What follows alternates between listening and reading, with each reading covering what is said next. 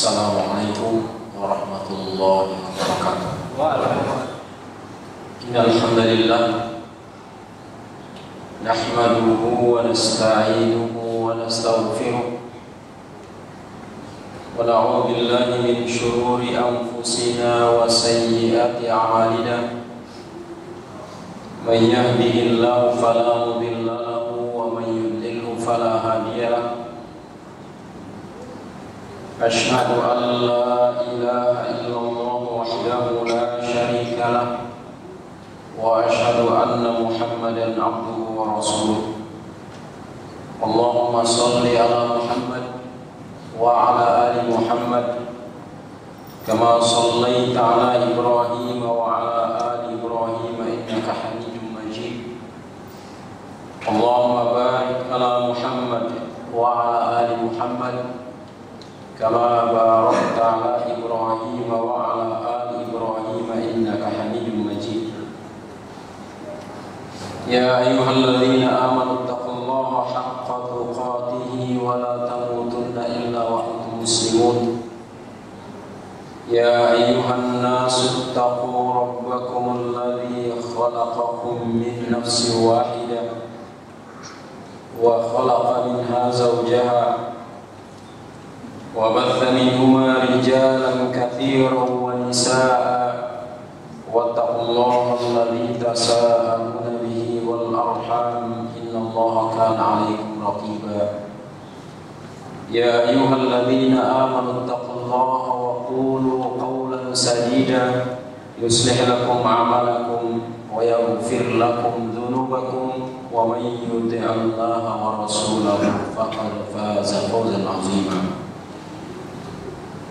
أما بعد فإن أصدق الحديث كتاب الله وخير الهدي هدي محمد صلى الله عليه وعلى آله وسلم وشر الأمور محدثاتها وكل محدثة بدعة وكل بدعة ضلالة وكل ضلالة في النار.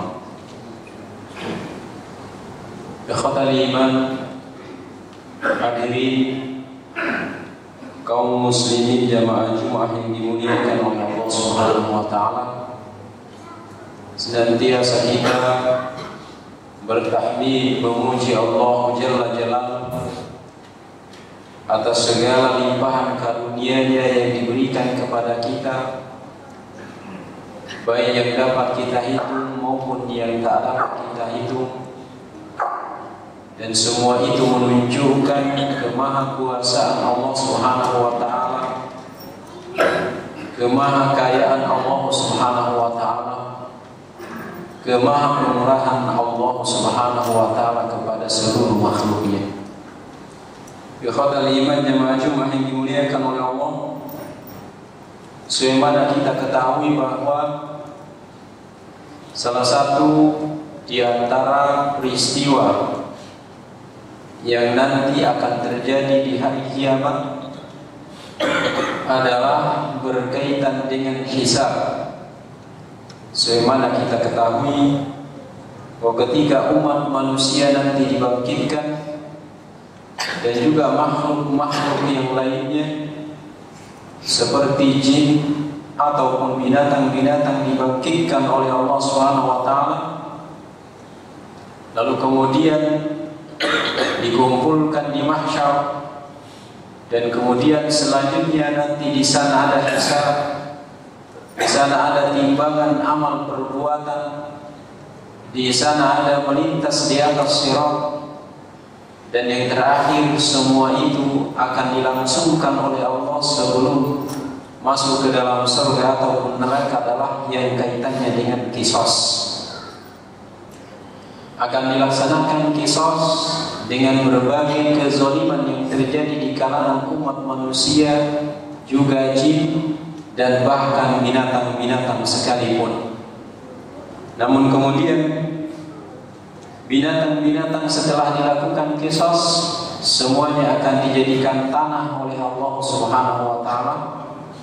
Berbeda dengan jin dan manusia, setelah itu mungkin masuk surga dan juga bisa jadi masuk ke dalam neraka.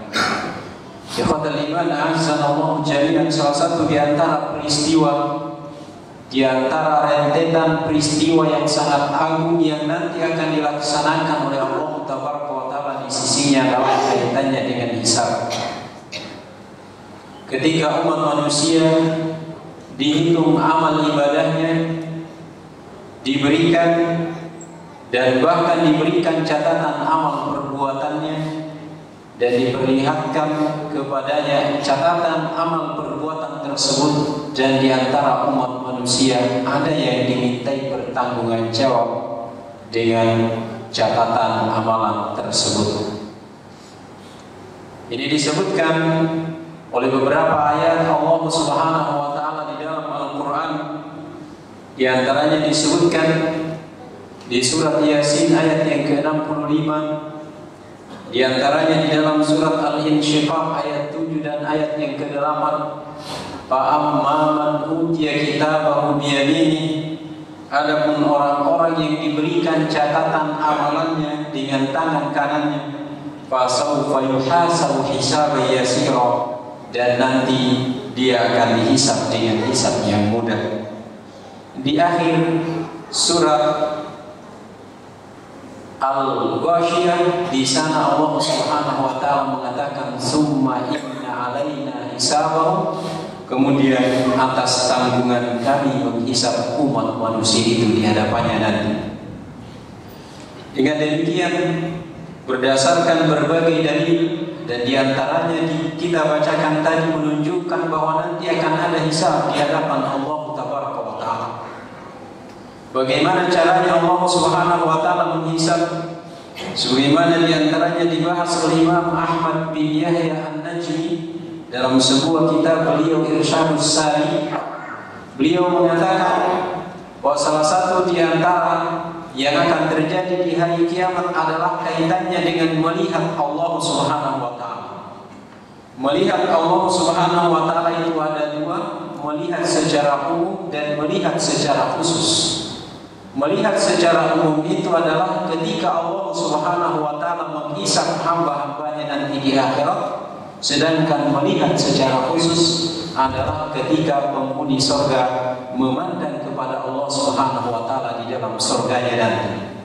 Nah, ikhwatal iman azanallahu jami'an, ketika diadakan hisab ini sebagaimana dalam sebuah hadis riwayat Imam Bukhari dan Imam Muslim, kata Nabi kita yang mulia alaihi salatu wassalam bahwa ma minkum min ahadin illa sayukallimuhu rabbuh, tidak ada seorang pun di antara kalian melainkan Allah Subhanahu wa Ta'ala nanti akan mengajak ia berbicara di hadapannya.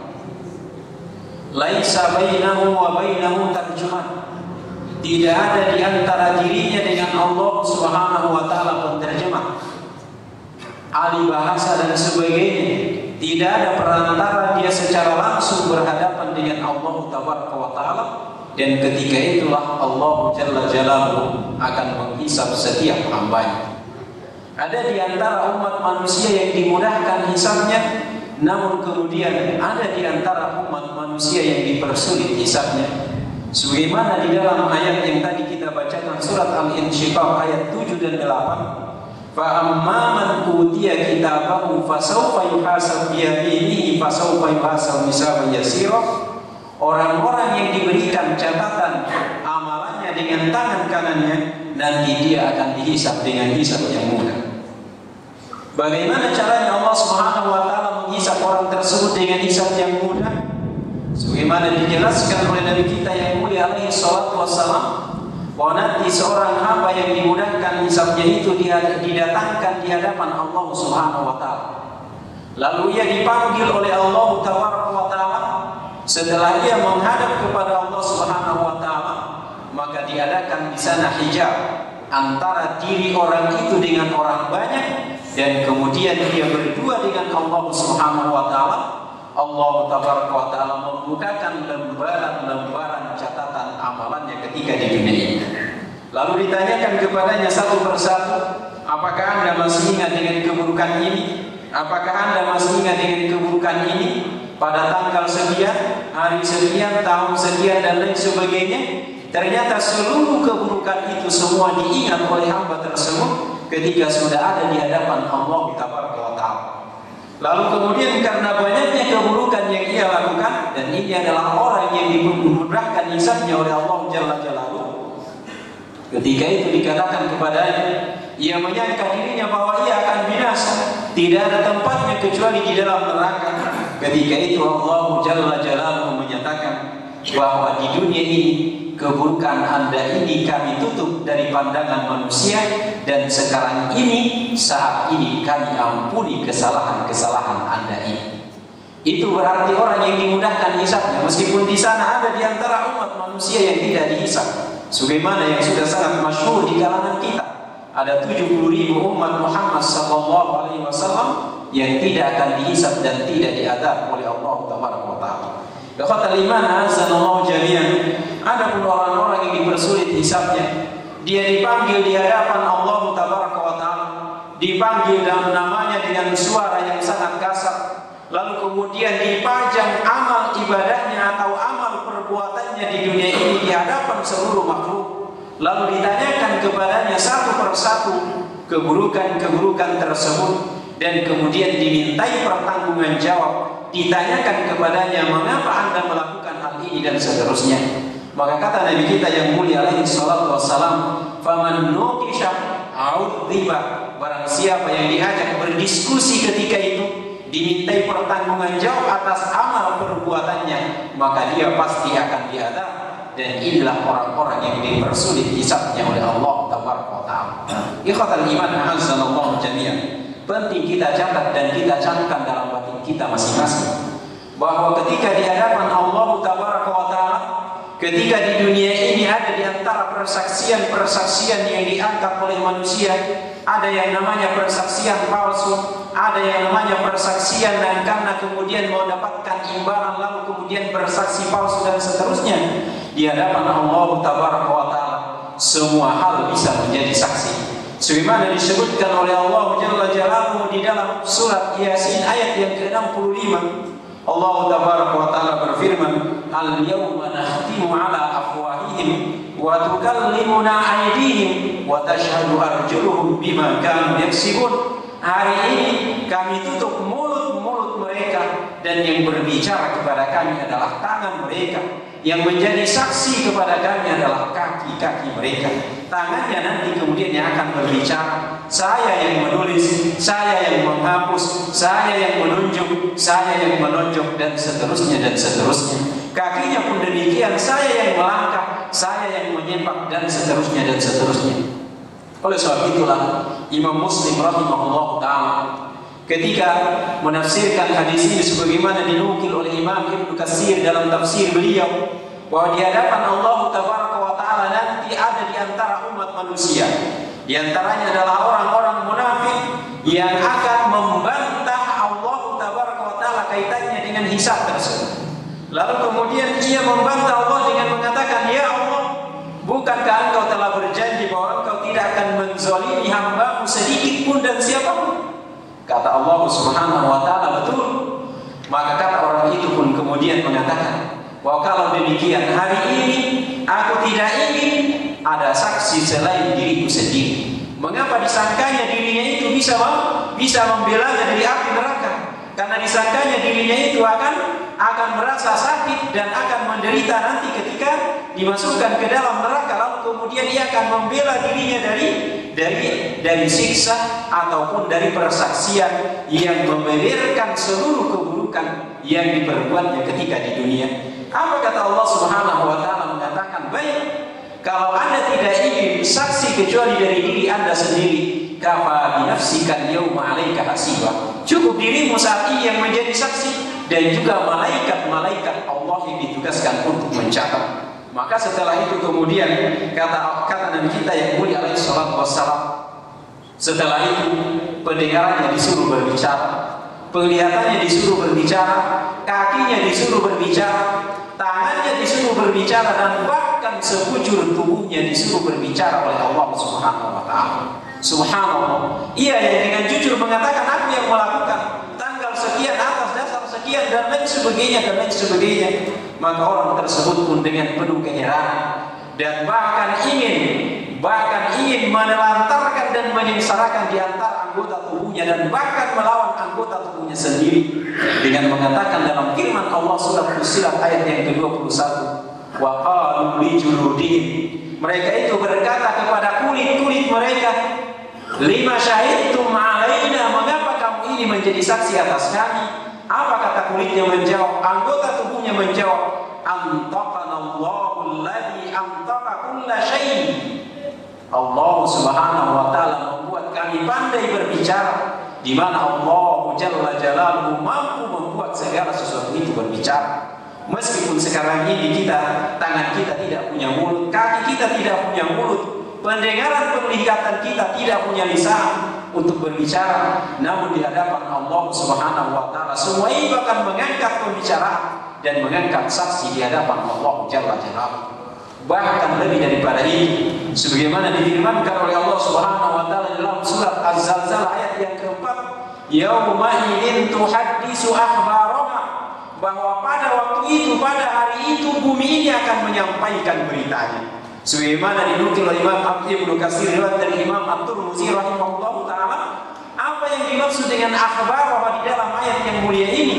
Kata Imam At-Tirmidzi berdasarkan sebuah hadis yang beliau nukil, yang dimaksud dengan akhbarah yakni berita-berita, informasi-informasi dan kejadian-kejadian apa saja yang pernah terjadi di atas bumi ini.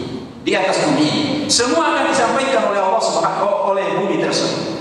Bahwa tanggal sekian dia duduk di atasku, di dalam masjid, sebuah masjid bernama As-Salam misalnya, ia mendengarkan khutbah Jumat, yang kemudian ketika itu membuat aslinya sadar, lalu kemudian ia bertaubat kepada Allah Subhanahu wa taala, akan disampaikan oleh Allah Subhanahu wa taala.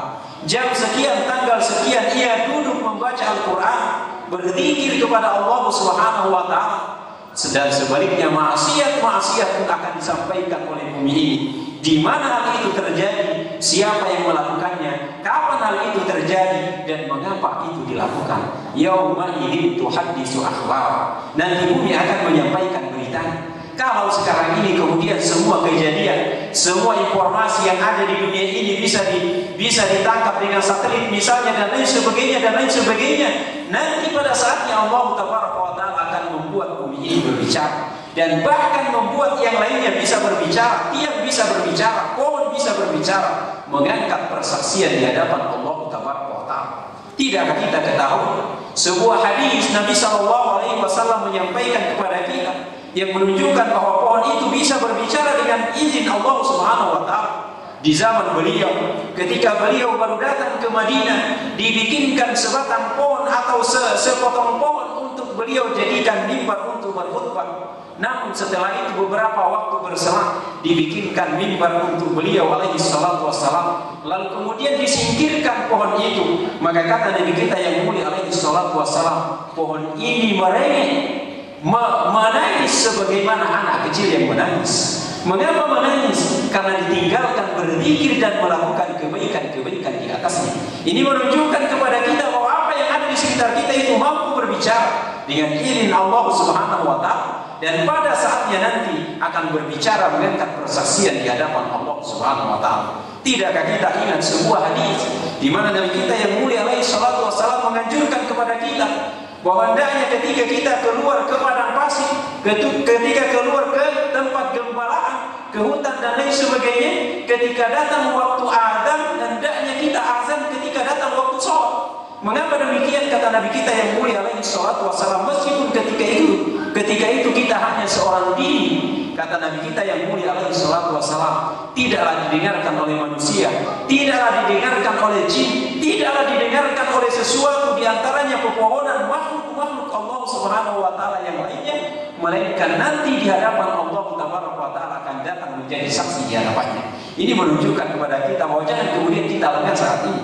Jangan kemudian kita menoleh ke kiri, ke kanan, ke depan, ke belakang, lalu kemudian kita mengatakan tidak ada orang yang melihat saya. Okelah, saya tinggi, pencet angka ini, mudah-mudahan ini bisa terhapus, lalu kemudian dimanipulasi laporan nanti yang akan saya buat, dihapus sebuah kalimat dan lain sebagainya. Apa yang ada di sekitar kita itu mampu berbicara dan mengangkat persaksian dengan izin Allah Tabaraka wa taala.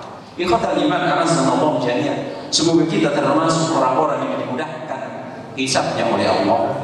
Agar kita mendapatkan hisab yang mudah, maka diantaranya adalah kita memudahkan urusan orang lain, kita membantu orang lain, dan diantaranya adalah kita menutup aib sesama kita, jangan diumbar, jangan diekspos dan lain sebagainya dan lain sebagainya. Ya khawatir iman, Nabi kita yang mulia alaihi salatu wassalam mengajarkan kepada kita sebuah doa, Allahumma hasibni hisaban yasira, atau Allahumma hasibna hisaban yasira. Ya Allah, hisablah kami dengan hisab yang mudah. Dan kesuksesan yang paling sukses bagi seseorang adalah ketika ia berhasil menjalani hisab dengan mudah. Dan kegagalan yang sangat parah dari semua kegagalan ketika seorang itu dipersulit hisabnya oleh Allah Tabaraka wa Ta'ala. Aqulu qawli hadza wa astaghfirullah al-azim li wa lakum wastaghfiruhu innahu huwal ghafurur rahim.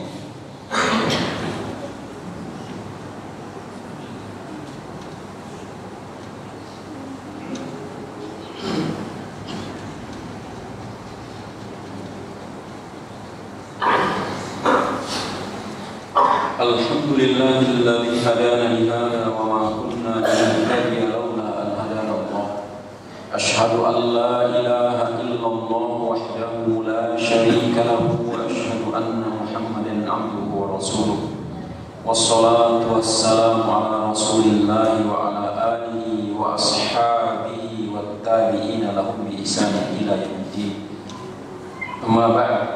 Fa ya ayyuhal muslimun al-hadirun, أوصيكم وإياي نفسي بتقوى الله فإن الله مع الذين اتقوا والذين هم محسنون. اللهم اغفر للمسلمين والمسلمات والمؤمنين والمؤمنات الأحياء منهم والأموات إنك سميع قريب مجيب الدعوات وقاضي الحاجات. اللهم أرنا الحق حقا وارزقنا اتباعه وأرنا الباطل باطلا وارزقنا اجتنابه. ربنا اغفر لنا ولإخواننا الذين سبقونا بالإيمان ولا تجعل في قلوبنا غلا للذين آمنوا ربنا إنك رؤوف رحيم. ربنا ظلمنا أنفسنا وإن لم تغفر لنا وترحمنا لنكونن من الخاسرين. ربنا هب لنا من أزواجنا وذرياتنا قرة أعين واجعلنا للمتقين إماما. ربنا أفرغ علينا صبرا وثبت أقدامنا وانصرنا على القوم الكافرين. اللهم اغفر للمسلمين والمؤمنين والمجاهدين في كل زمان وفي كل مكان، وانصر من نصر الدين واخذل من خذل الدين وأهلك الكفرة والطغيان. ربنا آتنا في الدنيا حسنة وفي الآخرة حسنة وقنا عذاب النار. وصلى الله وسلم على محمد. سبحان ربك رب العزة عما يصفون وسلام على المرسلين والحمد لله رب